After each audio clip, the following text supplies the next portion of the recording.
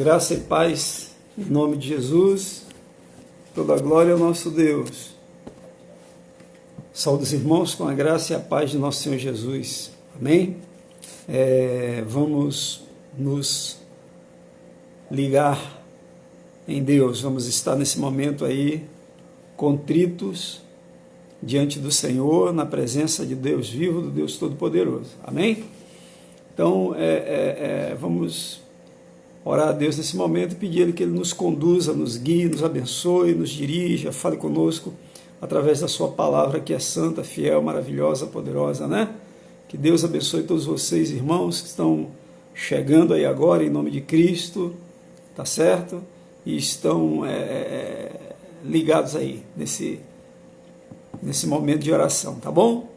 Curva a tua cabeça, feche teus olhos e vamos pedir ao Pai que nos abençoe. Oremos ao Senhor. Senhor, nosso Deus, nosso Pai, em nome de Jesus, teu Filho amado, nós oramos a Ti nesse momento, Senhor, glorificamos o Teu nome, damos graças a Ti, ó Pai, por essa oportunidade, por este meio, por este dia e hora, e por estarmos aqui, Senhor, diante de Ti, numa só fé, num só propósito, na Tua presença. Onde nós estamos na Tua presença, porque onde houver 2 ou 3 reunidos em Teu nome, aí o Senhor está. Então nós nos reunimos em nome de Jesus, para invocar o nome santo do Senhor, para buscar a face do Senhor, para aprender do Senhor, para sermos edificados e alimentados e purificados e santificados através da Tua palavra, para que a nossa fé aumente, através da Tua palavra, porque a fé vem pelo ouvir e ouvir pela pregação da palavra de Deus. Então nós oramos a Ti, pedimos, Senhor, toma nas Tuas mãos esta ministração que será feita agora, venha nos abençoar, nos guiar, nos dirigir, na unção do Teu poder, do Teu Espírito, para que seja feita a Tua vontade, jamais a vontade de homem algum, mas a vontade do Pai que está no céu, porque ela é boa, perfeita e agradável, para a glória do Teu nome, para a edificação da Tua igreja, para o crescimento espiritual do Teu povo, para a alegria do Teu povo, para que possamos, Senhor, desfrutar da comunhão do Senhor, do Teu Espírito e da Tua igreja unida em fé, neste momento, em nome de Jesus. Que o Senhor nos abençoe, fale conosco, nos ensine, nos edifique através da Sua palavra, em nome de Jesus.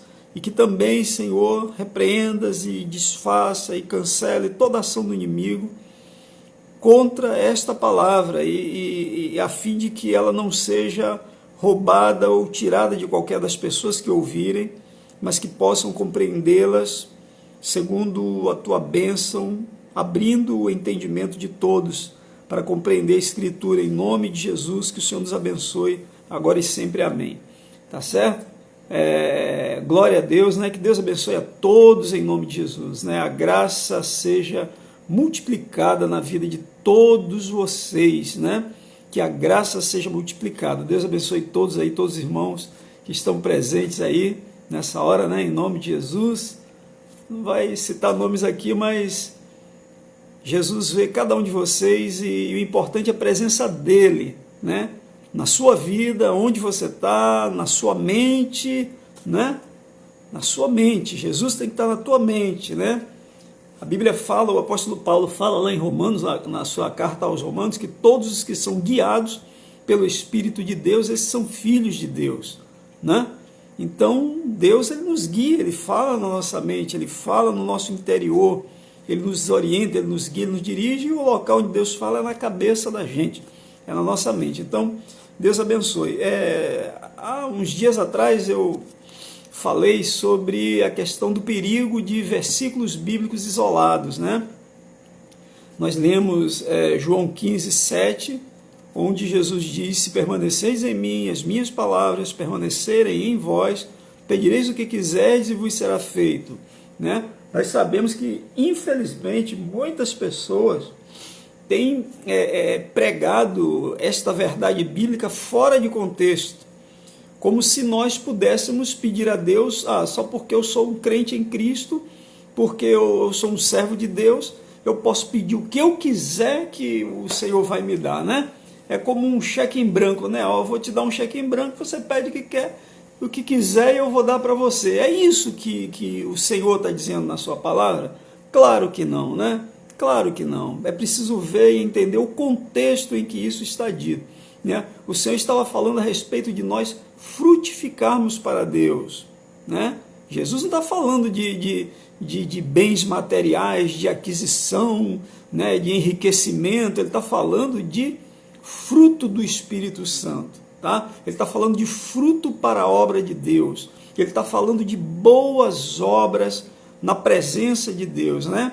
Em relação ao necessitado, em relação ao incrédulo, em relação àquele que precisa de uma ajuda espiritual, aquele que precisa de um abraço, aquele que precisa de um aperto de mão, aquele que precisa de um conselho, de uma oração. É isso que ele está falando, né? Se vós permaneceis em mim e as minhas palavras permanecerem em vós, pedireis o que quiseres e vos será feito. E no versículo seguinte ele diz: nisto é glorificado meu Pai, em que deis muito fruto e assim vos tornareis meus discípulos. Então Jesus não está falando de, eu quero um carro zero, eu quero um carrão. Deus, eu quero um carrão porque eu sou crente, eu sou fiel, a sua palavra está no meu coração. Não é isso não, meu irmão. Muitas pessoas têm isolado versículos bíblicos, têm tirado os versículos bíblicos do contexto para a sua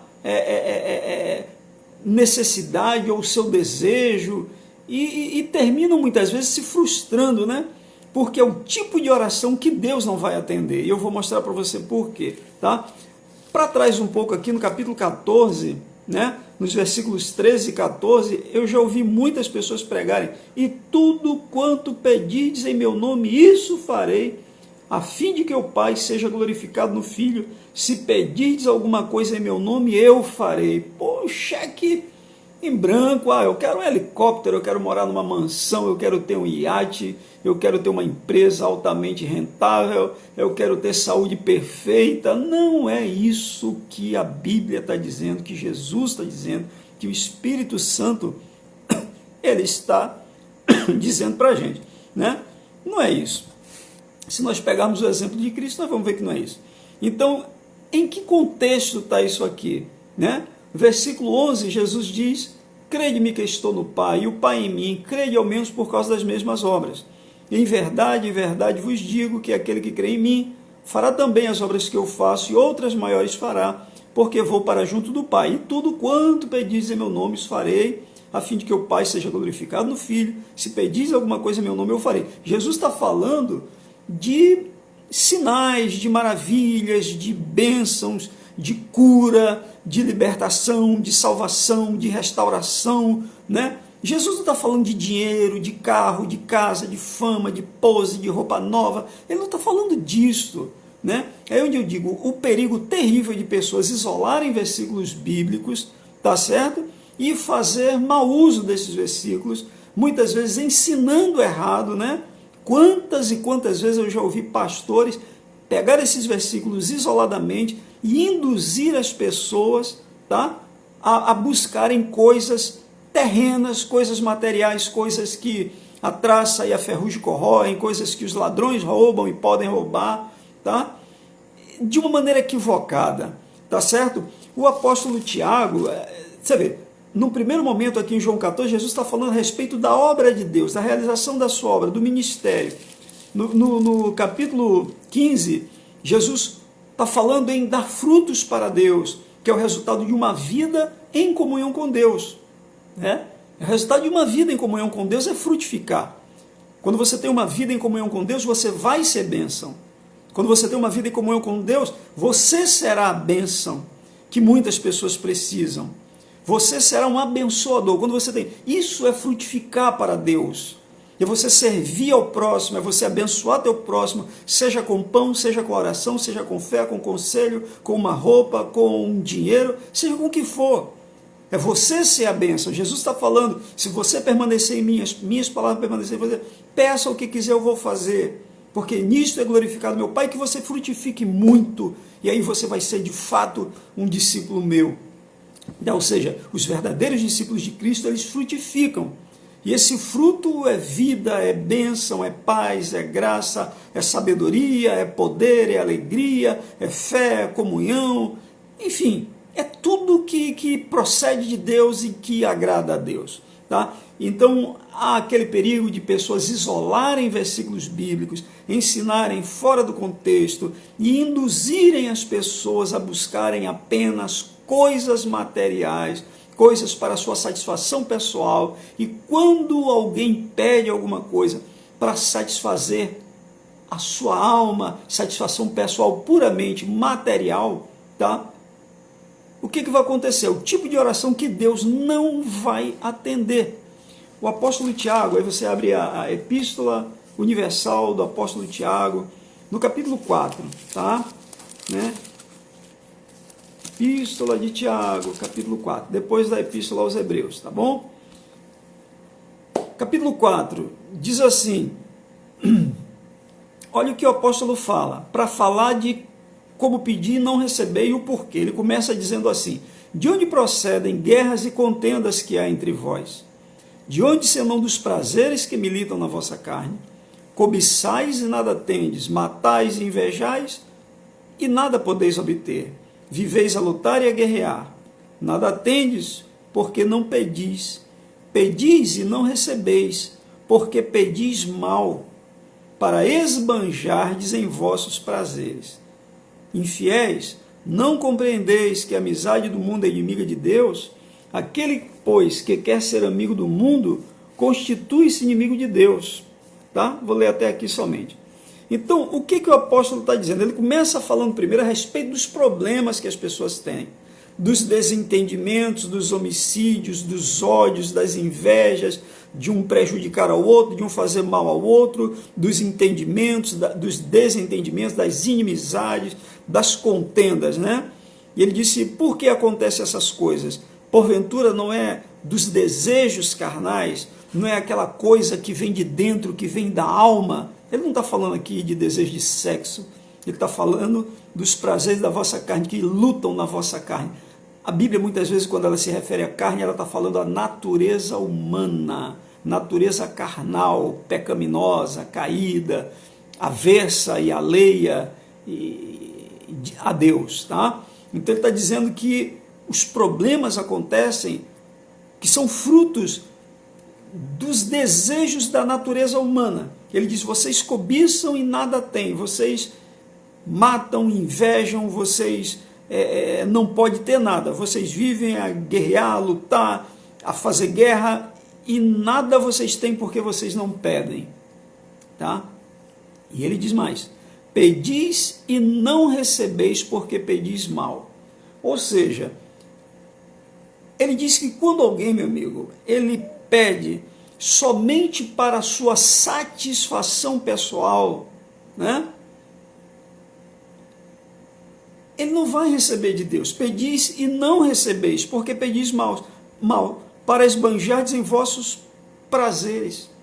Ou seja, quando nós nos dirigimos a Deus e fazemos um pedido a Deus, ainda que seja uma coisa necessária, mas se lá no nosso íntimo a razão do nosso pedido é uma satisfação pessoal, é para a realização de um prazer pessoal, esqueça.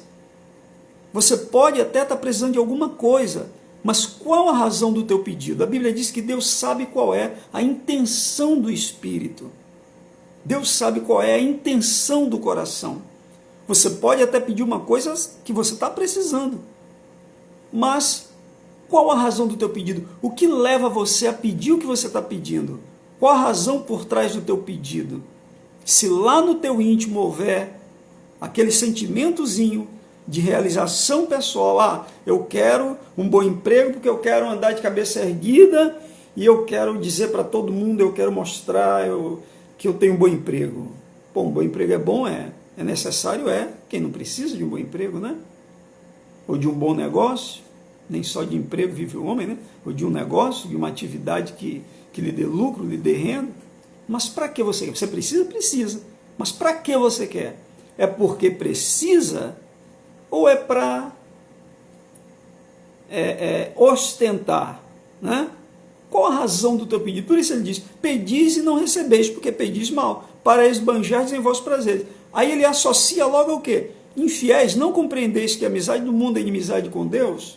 Né? É inimiga de Deus. Né? Logo, aquele que quiser ser amigo do mundo constitui-se inimigo de Deus. Ou seja, veja que a razão de um pedido não recebido está muito relacionado à amizade do mundo, que é uma coisa inimiga de Deus. Tá? Então, assim, a gente vê muitas vezes pregadores ensinando as pessoas a pedir a Deus algo isolado, segregado da sua palavra, tirado do contexto, né, para guiar as pessoas, induzir as pessoas a pedirem coisas só dessa vida. Tá? O apóstolo Paulo ele diz que todas as nossas petições devem ser conhecidas diante do Senhor. Nós não devemos andar ansiosos por coisa alguma, mas que todos os nossos pedidos devem ser conhecidos diante de Deus, porque Ele tem cuidado de nós. Jesus, lá em Mateus 6, quando Ele nos ensina a orar, Ele diz, olha, quando você for orar a Deus, não use de vãs repetições, porque vosso Pai, que está no céu, já sabe de tudo quanto vós necessitais. Né? Então, quando você for orar a Deus, você não precisa nem ficar repetindo, porque Ele já sabe. Quando você e eu nos dirigimos a Deus, Ele é quem mais conhece a nossa vida. Então Ele já sabe o que você e eu precisamos. Tá? Não precisa nem repetir o que a gente precisa, porque Ele já sabe. Então, quando nós nos aproximamos de Deus, Ele sabe o que a gente precisa, de fato, de verdade, e Ele sabe também como nós estamos pedindo e o porquê do que estamos pedindo.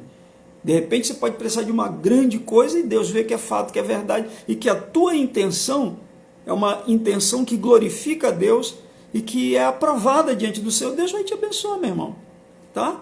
Agora, eu devo buscar coisas grandes? A Bíblia diz que não. A Bíblia diz que eu devo me acomodar às humildes. Não ambicioneis coisas altas, mas acomodai-vos, aquietai-vos às humildes. É isso que a Bíblia diz. A Bíblia fala que Davi, sendo rei, ele disse diante do Senhor que ele nunca buscou coisas grandiosas demais para ele. E ele era o rei de toda uma nação, da nação de Israel. Então a humildade é uma característica dos filhos de Deus. Tá? A Bíblia diz que o espírito manso e humilde é de grande proveito diante do Senhor. Então, olha o perigo de versículos isolados. A gente vê muito cristão, evangélicos e tantos outros, e católicos também, tanta gente aí, recitando, repetindo versículos bíblicos isoladamente, fora de contexto, tá? Aquela palavra lá, Filipenses 4,13, tudo posso naquele que me fortalece. Aí as pessoas começam a dizer, tudo posso naquele que me fortalece. Paulo disse isso depois dele ser provado em todo e qualquer tipo de situação. Passar fome, ter abundância, ser humilhado, ser honrado também, depois de ser experimentado em todo tipo de situação. Aí Paulo diz, tudo posso naquele que me fortalece. As pessoas começam a abrir a boca e dizer, tudo posso naquele que me fortalece, tudo for... Rapaz, vamos parar de ficar repetindo versículos bíblicos fora de contexto. Certamente isso não agrada a Deus. Tá? Não se pode estar falando a palavra de Deus em vão, à toa. Tá? Então, o que acontece com essas pessoas? Elas não compreendem o que está sendo dito, em que contexto está sendo dito, o que está querendo dizer a Bíblia, o que a Bíblia está dizendo. E elas recebem aquilo de forma errada. E elas começam a acreditar que aquilo é uma verdade. Mas aquilo não é uma verdade, aquilo é parte de uma verdade que está inserida num contexto que ele tirou aquela passagem do contexto, tirou aquele texto, né, de dentro de um contexto. E aí ele usa como um pretexto para alcançar alguma coisa. E não vai alcançar. Tá? E quando alcança, dá tudo errado. E termina muitas vezes se frustrando, né, dizendo, Deus, por que o Senhor fez isso? Deus, por que está acontecendo aquilo? A própria Escritura diz lá no livro do profeta Oséias, meu povo está sendo destruído, ou meu povo é destruído, porque lhe falta o conhecimento. As pessoas não param para analisar a Bíblia. Jesus Cristo disse, examinai as Escrituras, porque cuidais a ver nelas a vida eterna, e são elas que testificam de mim. Então analise a Bíblia antes de sair repetindo, verifique, né? Verifique o que a palavra quer dizer. Nunca se apegue a um versículo, ainda que aquilo que está escrito é verdadeiro, cada palavra daquela verdadeira ela se cumpre, mas observe o contexto que aquilo ali está escrito, para não ficar repetindo feito papagaio, sem capacidade de análise, sem analisar nada, sem raciocinar sequer. Uma palavra linda e maravilhosa, tudo posso naquele que me fala. Que palavra linda, boa, bonita, agradável, é bom, mas em que contexto foi dito aquilo? Né? Quem disse aquilo, disse depois de passar fome, passar necessidade, passar frio, naufragar, ser chicoteado, ser apedrejado, ser encarcerado, né? Ser abandonado pelos irmãos, ser acusado injustamente, né? Todo mundo pode tudo naquele que fortalece? É assim? É na medida da graça de Deus na tua vida. Não é simplesmente tudo posso naquele que me fortalece. Cuidado. De repente, você poderá ser ensinado até pelo Senhor. Dizer, tudo bem, eu vou te ensinar o que é que eu estou querendo dizer quando está escrito aqui, tudo posso naquele que me fortalece. Então, eu vou fazer você passar por dor, por sofrimento, por pranto, por diversas situações para você aprender qual a condição para poder dizer tudo posso naquele que me fortalece. Então, nós não podemos ser crianças no entendimento, né? Nós não podemos ser crianças. Nós temos que ser crianças em relação à malícia. No entendimento, temos que ser homens maduros, seres humanos adultos e maduros, tá certo? Então, esse é o perigo, né? A Bíblia diz que nós não precisamos ficar ansiosos, mas colocar tudo que a gente precisa diante do Senhor, porque Ele tem cuidado de nós, tá? E como acabamos de ler aqui, quando você pede e não recebe, meu amigo, se o teu pedido é para ostentar, esqueça. Eu considero como um pecado diante de Deus, alguém pedir algo a Deus, que lá no fundo do coração, lá no íntimo, no mais íntimo dessa pessoa, o desejo dela é estampar para os outros. Eu tenho um carro novo, eu moro num casarão, eu comprei, eu fiz, eu consegui e tal, né? Eu tenho. Poxa, se pedir a Deus algo cujo objetivo final é esse, é muito pobre, né, irmãos? É uma coisa muito pobre, muito feia, muito ridícula, muito caída, né? Para um Deus excelente, para um Deus maravilhoso que tem a vida eterna e um reino de glória preparado para a gente, né? Você ficar aqui na terra exibindo, ostentando, que pobreza, meu amado. Exemplo é Jesus Cristo de Nazaré, o Filho do Deus vivo. O exemplo é Ele, o padrão é Ele. Ele é o exemplo, Ele é o padrão. Siga o padrão de Cristo. Por isso que o próprio apóstolo Paulo, aquele que escreveu lá, tudo posso naquele que me fortalece, em todas essas coisas somos mais que vencedores, né? Por isso que ele disse, sede, pois, meus imitadores, como eu sou de Cristo e Cristo de Deus, né? Sejam, pois, imitadores de Deus como filhos amados. Essa coisa de ostentar, o apóstolo João diz, né? Porque a concupiscência da carne, a concupiscência dos olhos e a soberba da vida não são do Pai, mas do mundo, e o mundo passa, e com ele toda a sua concupiscência ou cobiça, desejo, ganância, mas aquele que faz a vontade de Deus permanece para sempre. Então, jamais utilize versículos bíblicos isoladamente, para você não terminar se frustrando ou sendo enganado pelos enganadores, tá certo? Então, que Deus ele te abençoe, que Deus te dê graça, te dê luz, tá certo? Como está escrito, irmão, lá em Jeremias capítulo 17, buscar-me-eis e me achareis, quando me buscardes de todo o vosso coração, tá? Serei achado de vós, diz o Senhor. Então, é buscar a Deus de fato. Você quer encontrar a Deus? Amém, glória a Deus, tá? Né? Enfim, é buscar a Deus e o padrão é Jesus Cristo, tá bom? Não seja tolo, não seja bobo, não seja daquele time que não analisa nada, que E há um tempo atrás, eu conversando com uma pessoa conhecida, e fui falar da Bíblia para ela, ela disse, lá na igreja a gente não lê a Bíblia não, a gente só pega o boletinzinho que vem, que entrega, e lê aquilo ali, já tem os textos ali, tal, e a Bíblia a pessoa não faz uso, né? Então, o segmento dela, num culto a Deus, é o boletim que se entrega na igreja. Brincadeira? Às vezes eu paro, eu sou muito atrasado, viu, irmãos? Eu paro, eu fico pensando, no tempo de Cristo tinha boletim, meu irmão? No tempo de Paulo, de Pedro, no tempo que a igreja era igreja mesmo, né? Tinha boletinzinho, tinha essas coisinhas todas que tem hoje, né? Grupo disso, grupo daquilo, grupinho disso, grupinho daquilo. Tinha nada.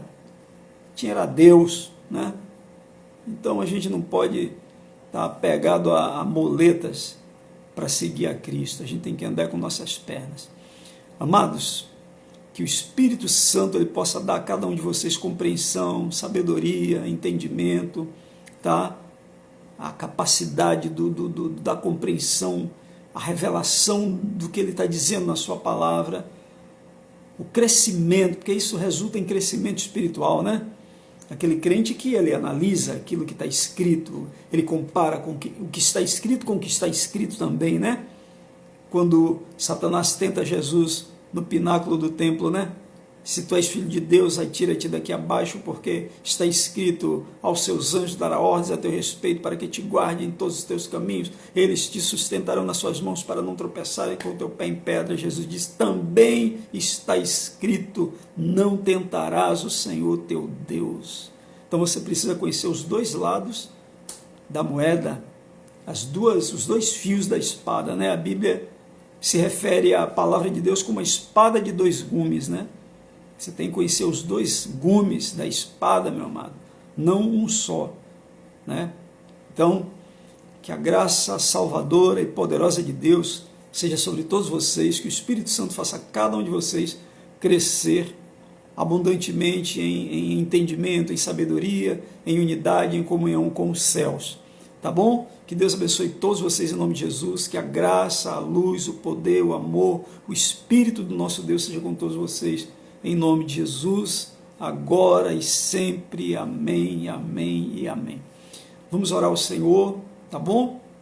Que Deus abençoe todos vocês, no nome santo de Jesus Cristo.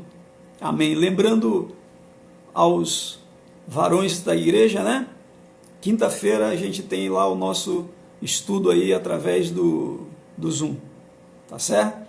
Em nome de Jesus, onde a gente vai estar falando da pré-reforma e as 95 teses de Martinho Lutero, tá certo? Que é onde dá início ao ponto de partida a reforma protestante. Que a graça seja multiplicada a todos vocês em nome de Jesus. Oremos ao Senhor agora. Pai querido e amado, em nome de Jesus, eis aí, meu Senhor, tua igreja, teu povo, ligado na fé, na comunhão, debaixo da tua graça, da ação do teu Espírito. Agradecemos a ti, ó Deus, porque a tua palavra, ela nos edifica, ela nos limpa, ela aumenta a nossa fé, ela nos santifica também e ela nos faz crescer em conhecimento. Obrigado, Deus, te louvamos por essa porção da tua palavra que nos abençoa e nos dá a compreensão que precisamos para andarmos na tua presença de maneira firme e fiel em Cristo Jesus, nosso Senhor, edificados, não como crianças, mas como homens adultos, maduros, em tua presença, abençoados e abençoadores em nome de Jesus Cristo. Aviva a tua obra, Senhor, abençoa a tua igreja, abençoa cada pessoa, cada irmão, cada servo do Senhor, cada filho teu, meu Pai, que participou e que vai participar e que vai ouvir também esta ministração em o nome de Jesus. Que o Senhor os livre do mal, que o Senhor acampe o teu anjo ao redor de cada um, que o Senhor fale ao coração e à mente de cada um, que o Senhor os abençoe com fortalecimento, com alegria, com saúde, com prosperidade e provisão, meu Pai. Ó Deus amado e querido, e que o Senhor traga, em nome de Jesus, a cura, Senhor, e o fim desta pandemia, que tudo volte ao normal, em nome de Jesus Cristo, que a nossa nação venha a ser próspera, abençoada, segura e santa diante do Senhor. Abençoa o nosso país, ó Deus, com salvação, com graça, com avivamento, e abençoa a nossa nação também com justiça, crescimento e prosperidade. Em nome de Jesus, amém. Queridos, amanhã, às 19 horas, culto lá na igreja, onde estaremos ali invocando o nome do Senhor e buscando a face do nosso Deus, porque é maravilhoso estar na presença. Sexta-feira, 19 horas também, domingo de manhã, tá certo? Em nome de Cristo, a graça, domingo às 10 da manhã e às 18 horas. A graça seja multiplicada na vida de todos vocês, em nome de Jesus, os de Salvador, os de Lauro de Freitas, e os de Camaçari também, de Dias d'Ávila, que estão nos ouvindo, e os de outro lugar também que tiver, que Deus abençoe grandemente, em nome de Jesus, amém. Graça e paz.